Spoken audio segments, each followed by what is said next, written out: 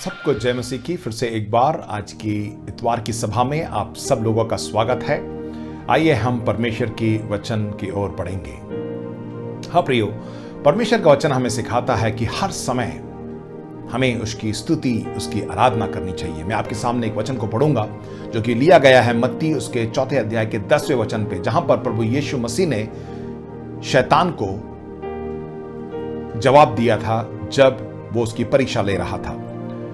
तब यीशु ने उससे कहा है, शैतान तू दूर हो जा, क्योंकि लिखा है तू प्रभु अपने परमेश्वर को प्रणाम कर और केवल उसी की ही उपासना कर।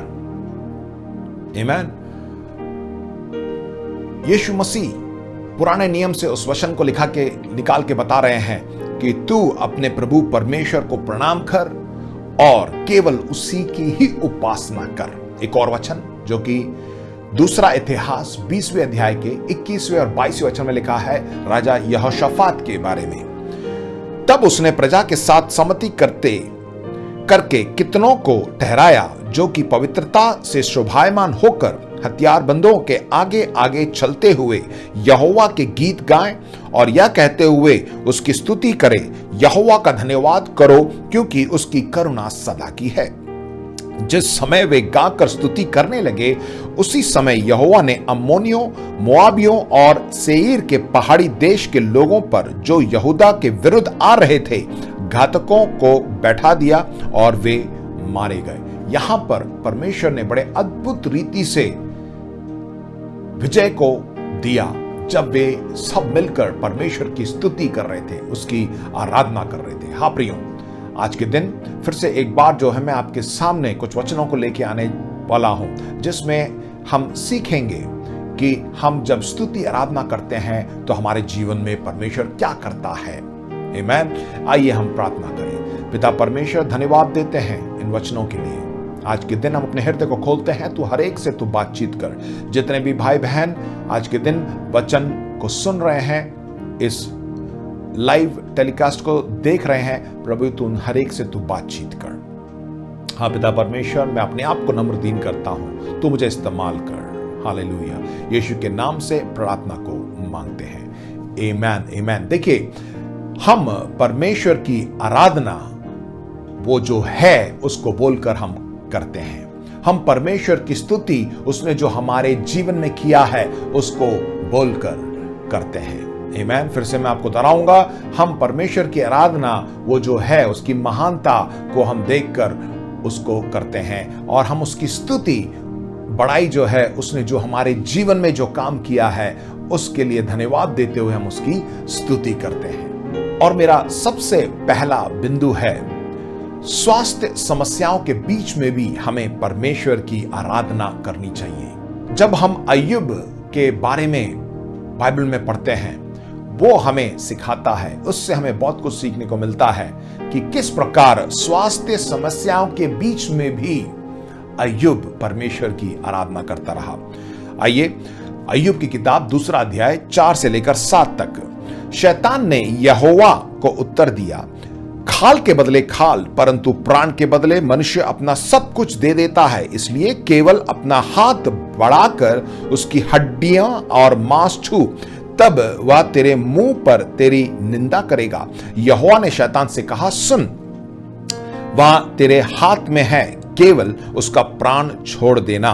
तब शैतान यहोवा के सामने से निकला और अय्यूब के पांव के तलवे से लेकर सिर की चोटी तक बड़े बड़े फोड़ों से पीड़ित किया। देखिए, हम देखते हैं कि अय्यूब जो है बहुत ही भला व्यक्ति था और जैसे मैंने शुरुआत में कहा कि वो बहुत ही धनी व्यक्ति था, उसका बहुत ही बड़ा परिवार था, बहुत ही सुखी परिवार था और हमेशा परमेश्वर की स्तुति करता था। बाइबल में इस प्रकार लिखा हुआ है कि जब भी पूरा परिवार एक साथ आता था तो वो क्षमा प्राप्ति के लिए बलि भी चढ़ाया करता था कि कोई उसके जो बच्चे हैं या जो भी उसके भाई बहन हैं, अगर उन्होंने कोई पाप किया होगा तो उसको क्षमा मिल जाए, इसलिए वो बलिदान भी चढ़ाया करता था।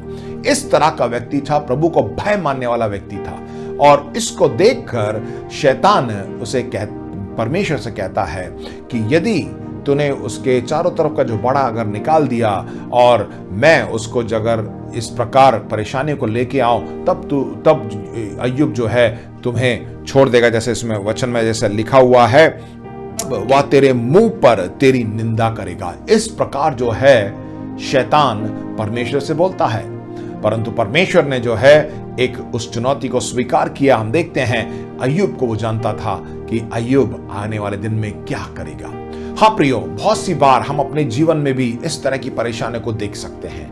बहुत सी बार हो सकता है कि हम शारीरिक रूप में पीड़ित हो, हमें कुछ ऐसी बीमारियां लग जाएं, कुछ ऐसे मानसिक परेशानियां हो जाएं, परंतु हमें क्या करना चाहिए? देखिए अगले वचन में दूसरे अध्याय के 8, 9, 10 में मैं आपके लिए पढ़ूंगा। उसमें ऐसा लिखा है, तब अय्यूब खुजलाने के लिए एक टीकरा लेकर राख पर बैठ गया। तब उसकी स्त्री उससे कहने लगी, क्या तू अब भी अपनी खराई पर बना है? परमेश्वर की निंदा कर और चाहे मर जाए तो मर जा। उसने उससे कहा, तू एक मूढ़ स्त्री की सी बातें करती है। क्या हम जो परमेश्वर के हाथ में सुख लेते हैं दुख ना लें? इन सब बातों में भी अय्यूब ने अपने मुंह से कोई पाप नहीं किया। इतना कि उसकी पत्नी भी जो है उससे बोलती है कि तू परमेश्वर को छोड़ दे। आगे वचनों में हम देखते हैं उसके दोस्त भी आके बोलते हैं, और हम देखते हैं कि वो उसके पूरे शरीर में जो है फोड़े आ गए थे, और वो एक छोटा सा टुकड़ा लेकर जो है टीकरा लेकर राख पर बैठ गया और वो खुजलाने लगा। मतलब उसको शरीर में इतनी परेशानियां थी, और पत्नी भी उसे छोड़ गई थी, उसके दोस्त भी उसे छोड़ गए थे। तो भी इस वचन में ऐसा लिखा हुआ है कि इन बातों में भी अय्यूब ने अपने मुंह से कोई भी पाप नहीं किया। उसके मुंह से परमेश्वर के खिलाफ एक शब्द नहीं निकला, क्योंकि वो परमेश्वर पर भरोसा करता था। अय्यूब उसके 19वें अध्याय के 25वें वचन में इस प्रकार लिखा हुआ है, मुझे तो निश्चय है कि मेरा छुड़ाने वाला जीवित है और वह अंत में पृथ्वी पर खड़ा होगा। उसने कहा कि मेरा छुड़ाने वाला जीवित है। आमीन, हालेलुया। वो परमेश्वर जब हम परेशानियों में होते हैं, जब बीमारी में होते हैं, मानसिक रूप से जो है हम परेशान रहते हैं, परमेश्वर का वचन हमें बताता है कि मुझे छुड़ाने वाला जीवित है, यीशु मसीह जीवित है। आमीन, हालेलुया। बोलिए आप सब मिलकर, मुझे छुड़ाने वाला जीवित है। आमीन। परमेश्वर का वचन हमें बताता है, इसलिए जो है हम देखते हैं आगे अय्यूब ने कैसे परमेश्वर की आशीषों को पाया।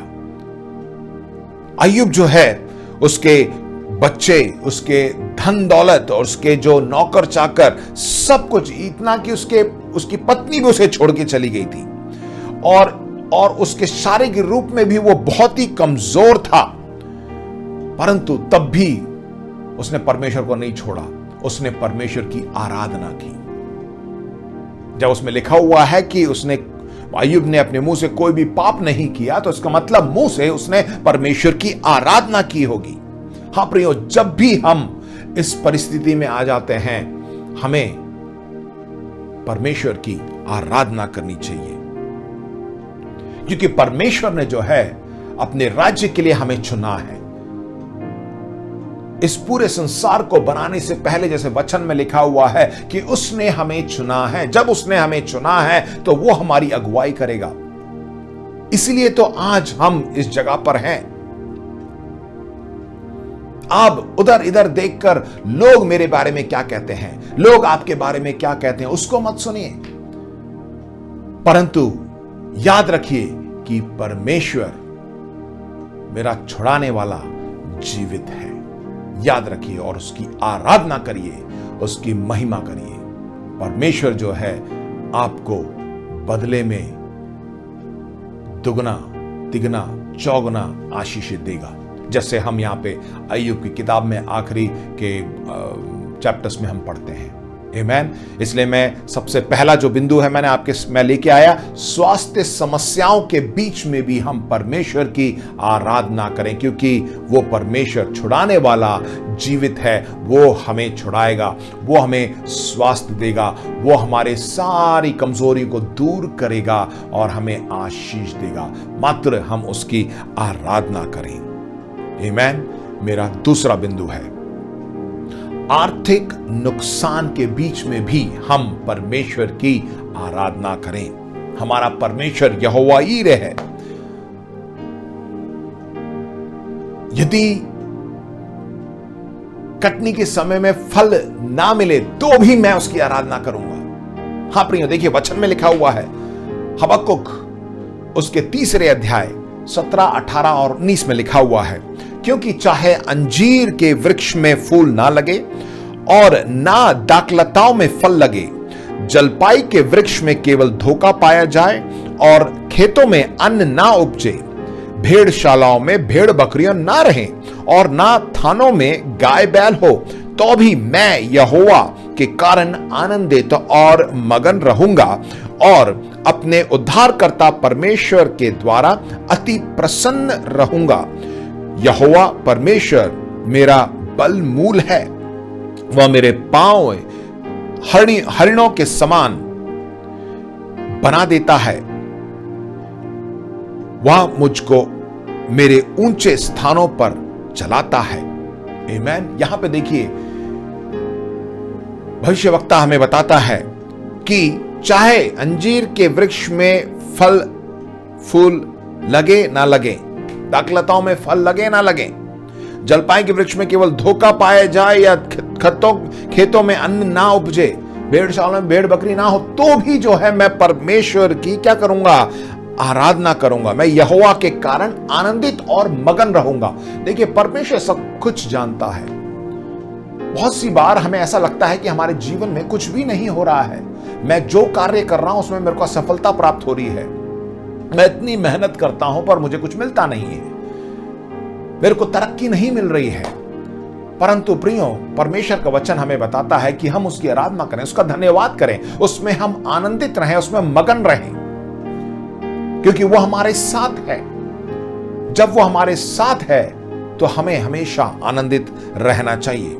हो सकता है इस महामारी की वजह से आप बहुत से लोगों की नौकरी चली गई हो सकता है उसके वजह से जो है आप लोगों की तनख्वाह जो है आधी हो गई हो, बहुत से ऊपर नीचे हो गया है, आर्थिक रूप में जो है बहुत से लोग जो हैं लड़खड़ा गए हैं। परंतु प्रियो, एक चीज याद रखिएगा, हमारी आशीष परमेश्वर देता है। हमें जो आशीष जो है ऊपर से आती है, वही परमेश्वर हमें आशीष देता है।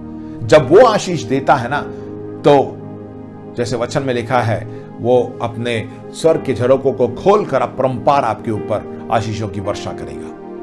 आमीन। उस परमेश्वर पर भरोसा करिए। हमें क्या करना चाहिए? आनंदित रहना है, उसकी स्तुति, उसकी महिमा करना है। देखिए, हो सकता है कि हम जो कुछ भी इन दिनों हम अपने जीवन में देख रहे हैं, परेशानी को देख रहे हैं, घटी को देख रहे हैं, शैतान ऐसा लेके आया हो।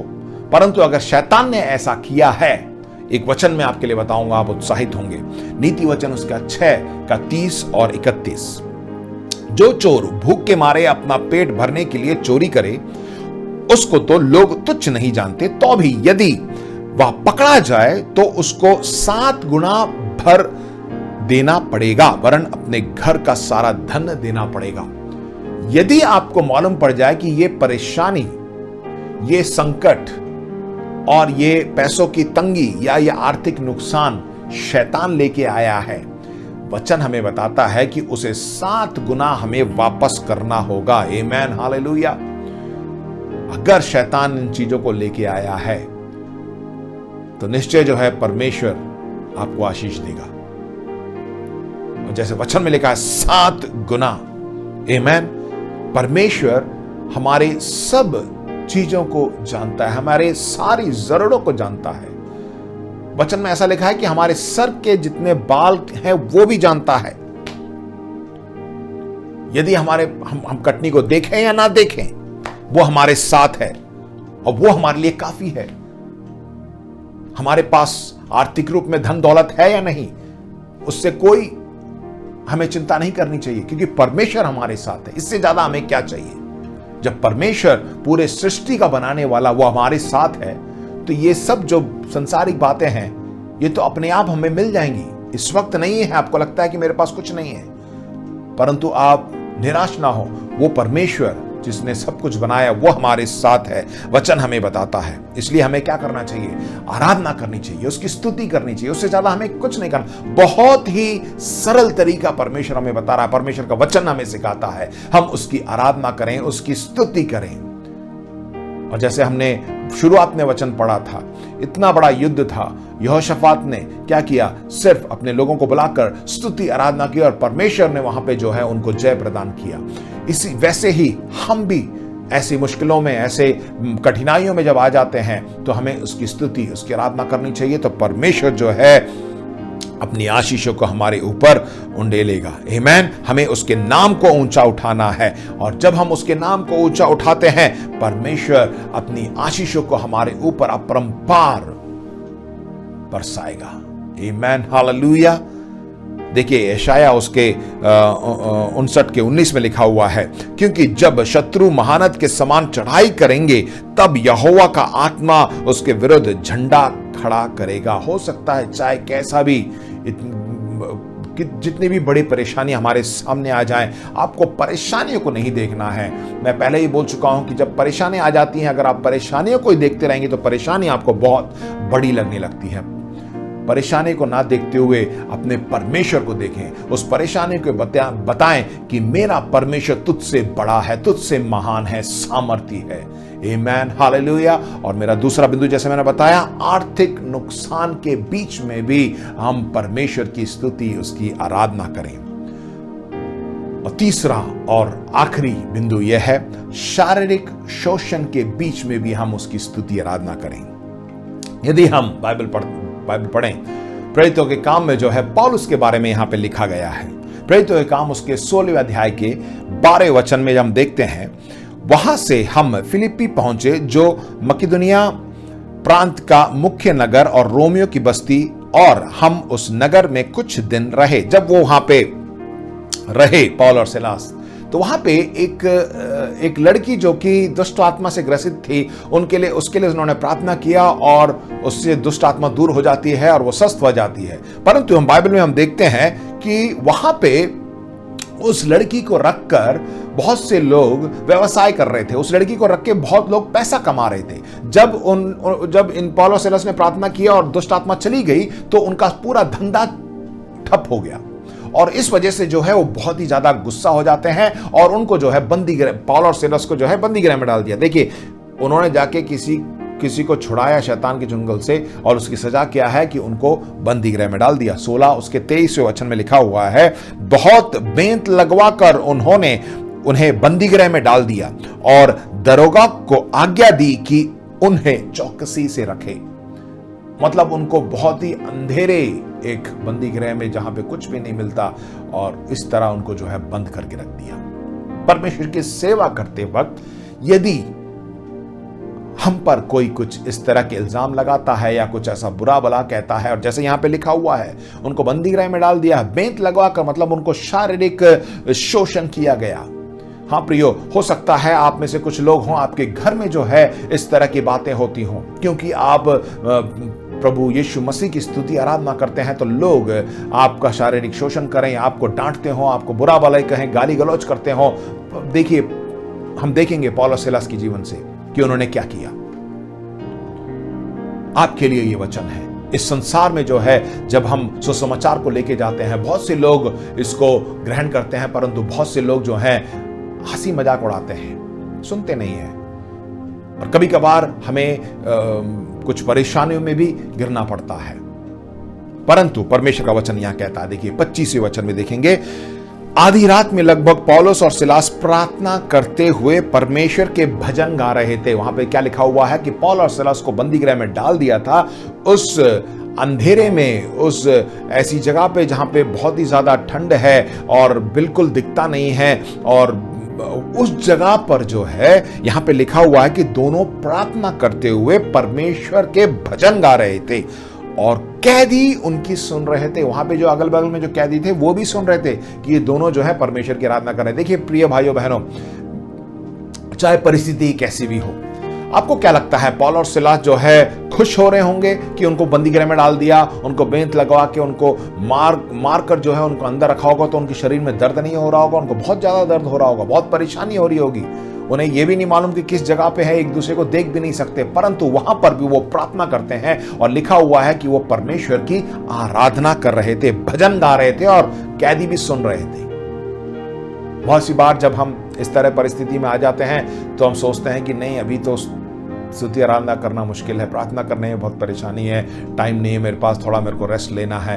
परंतु यहाँ पे परमेश्वर का वचन हमें बताता है कि वो दोनों जो है प्रार्थना कर रहे थे और भजन गा रहे थे। हाँ प्रियो, मैं आपको उत्साहित करना चाहता हूँ, हो सकता है ऐसी परेशानियां हमारे जीवन में आ जाएं, परंतु हमें क्या करना है? परमेश्वर की आराधना करनी है। पौल और सिलास को जो है मारकर उसको, उन दोनों को बंदी गृह में डाल दिया था, परंतु परमेश्वर उनके साथ था, परमेश्वर ने उनकी सुनी। और बाद में हम देखते हैं, उसी अध्याय में हम पढ़ते हैं कि वहां पे एक अचानक जो है, जब परमेश्वर की स्तुति आराधना कर रहे थे, वहां पे जो है भूकंप सा आया और सब कुछ टूट गया। और उसमें ऐसा भी लिखा हुआ है कि जेलर जो उनके रखवाली के लिए रखा गया था, उसने उस रात को जो है उद्धार को प्राप्त किया और परमेश्वर ने जो है पौल और सिलास को बचाया। परमेश्वर ने अद्भुत रीति से उनको बाहर निकाला। जब हम स्तुति आराधना करते हैं परमेश्वर की, परमेश्वर हमारे जीवन में महान कार्य को करता है। इसलिए प्रिय भाइयों बहनों, में 3 बिंदु आपके सामने लेके आया कि यदि आप जो है स्वास्थ्य समस्याएं आपके अंदर हैं तो भी हमें परमेश्वर की आराधना करनी चाहिए। जब हमारे आर्थिक नुकसान के बीच में भी हमें परमेश्वर की आराधना करनी चाहिए और शारीरिक शोषण के बीच में भी हमें परमेश्वर की आराधना करना चाहिए। हम देखेंगे पौलुस ने कोलोसियों के 3:16 में हमें क्या सलाह दी है। लिखा है, मसीह के वचन को अपने हृदय में अधिकाई से बसने दो। मसीह के वचन को हमारे अंदर बसने दो और सिद्ध ज्ञान सहित एक दूसरे को सिखाओ और चिताओ। ये समय है प्रिय भाइयों बहनों कि हम परमेश्वर के वचन, यीशु मसीह के वचन को लोगों को सिखाएं, उनको बताएं और अपने मन में अनुग्रह के साथ परमेश्वर के लिए भजन और स्तुति गान और आत्मिक गीत गाया करो। परमेश्वर का वचन हमें बताता है, पौलुस हमें सिखा रहा है यहाँ पे कि हर एक समय हम उसकी स्तुति, उसकी महिमा, उसके लिए भजन गाते रहें, उसकी आराधना करते रहें। जब हम ऐसा करते रहेंगे तो इन सब बातों से परमेश्वर हमें छुड़ाएगा। आमीन। परमेश्वर का वचन हमारे अंदर होना चाहिए। इसलिए प्रिय भाइयों बहनें, बताते हैं कि परमेश्वर का वचन रोज पढ़िए, उस पर मनन करिए, क्योंकि परमेश्वर का वचन ही है जो हमारे अंदर कार्य करेगा। जब हम परमेश्वर के वचन को अंदर ग्रहण करेंगे तो हम प्रभु यीशु मसीह को अच्छी तरह पहचान सकेंगे, पिता परमेश्वर को हम पहचान सकेंगे। जब हम उसको पहचान लेंगे तब जो है हम उसकी आराधना कर सकेंगे। चाहे कोई भी परेशानी हो, कैसी भी परिस्थिति हो, पवित्र आत्मा से भरकर उसकी स्तुति करें, पवित्र आत्मा में भरकर अन्य भाषा में उसकी स्तुति, उसकी महिमा करें, उसकी आराधना करें, क्योंकि पवित्र आत्मा की सामर्थ से ही हम इस संसार में जी सकते हैं। और जब हम पवित्र आत्मा अन्य भाषा में जो है हम प्रार्थना करते हैं, उसकी स्तुति करते हैं, वो ही हमारे लिए एक हथियार है।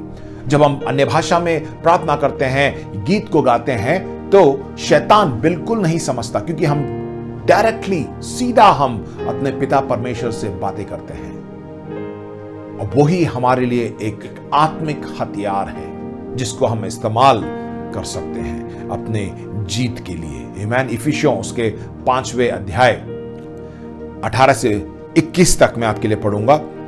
उसमें लिखा है, दाकरस से मतवाले ना बनो, क्योंकि उससे लुचपन होता है, पर आत्मा से परिपूर्ण होते जाओ, पवित्र आत्मा से परिपूर्ण होते जाओ और आपस में भजन और स्तुति गान और आत्मिक गीत गाया करो और अपने अपने मन में प्रभु के सामने गाते और कीर्तन करते रहो और सदा सब बातों के लिए हमारे प्रभु यीशु मसीह के नाम से परमेश्वर पिता का धन्यवाद करते रहो। मसीह के भय से एक दूसरे के के अधीन रहो। यहां पे लिखा हुआ है कि हम उसका धन्यवाद करें, चाहे कोई भी परिस्थिति आ जाए, हम उससे कहें प्रभु धन्यवाद, मैं आज ऐसी परिस्थिति में हूं, बहुत ही बुरी हालत में हूं, धन्यवाद क्योंकि तू मेरे साथ है।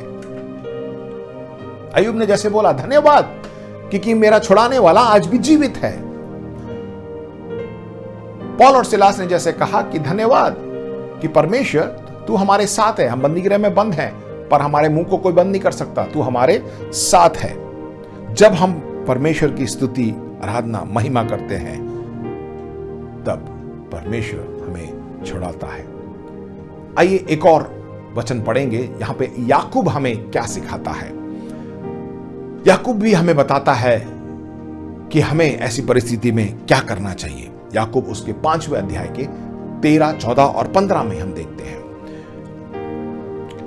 यदि तुम में कोई दुखी है तो वह प्रार्थना करे। यदि हम दुखी हैं, ऐसी परिस्थिति में हैं, तो हमें प्रार्थना करनी चाहिए। यदि आनंदित है तो वह स्तुति के भजन गाए। यदि हम आनंदित हैं, सब कुछ बढ़िया है, तो हम उसकी स्तुति करें, उसका धन्यवाद करें, उसका भजन करें। यदि तुम में कोई रोगी है, शारीरिक समस्याएं, तो कलीसिया के प्राचीनों को बुलाएं और प्रभु के नाम से उस पर तेल मलकर उसके लिए प्रार्थना करें। वचन में ऐसा लिखा है, क्योंकि विश्वास की प्रार्थना के द्वारा रोगी बच जाएंगे और प्रभु उसको उठाकर खड़ा करेगा।